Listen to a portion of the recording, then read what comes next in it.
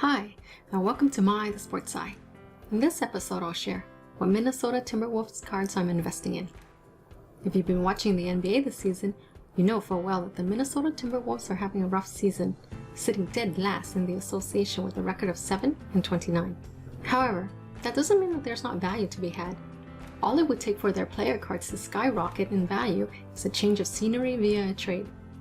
So let's examine the two T-Wolves players that I'm investing in, and one Minnesota legend. The first card that I'm looking at buying on the cheap is none other than DAngelo Russell. The current injured star was selected number 2 by the LA Lakers back in 2015, and he's already with his 4th team in the T-Wolves, after also playing with the Nets and the Warriors. Although he's had an up and down career on both on and off the court, his court vision and passing are his most defining qualities.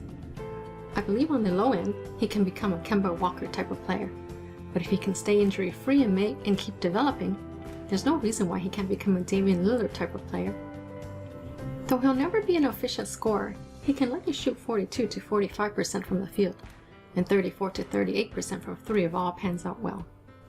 Russell's still relatively young at 25 years old. He's still developing.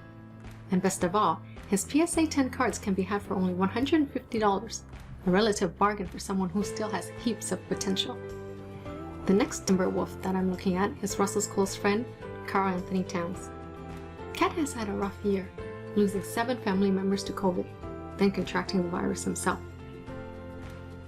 Last April, Towns lost his mother, who had a long battle with the virus, which was only magnified when Towns said he lost 6 additional family members, saying he had seen a lot of coffins in the last 7 to 8 months.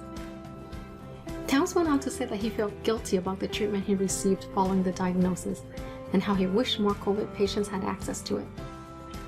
Cat was drafted number 1 overall back in 2015, and not that long ago, it was being debated whether he or Joel Embiid was the best center prospect. In the paint, Towns has an array of beautiful post moves while having the ability to drain threes in impressive fashion. The pundits will say he's stuck in a weird in-between land between the modern and old big, which is preventing him from truly becoming elite. He has limited mobility, is largely unathletic, and not particularly mobile. However, that aside, his offensive skills make elite at least on the offensive end. His PSA 10 rookie cards can be had for $500 or less. In early March, you could have picked up his card for under $400. In comparison, Embiid's cards are going for over $1,200.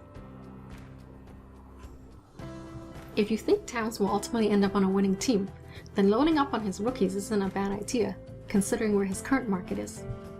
If history tells us anything, it's that no NBA player will play their entire career in the land of 10,000 lakes.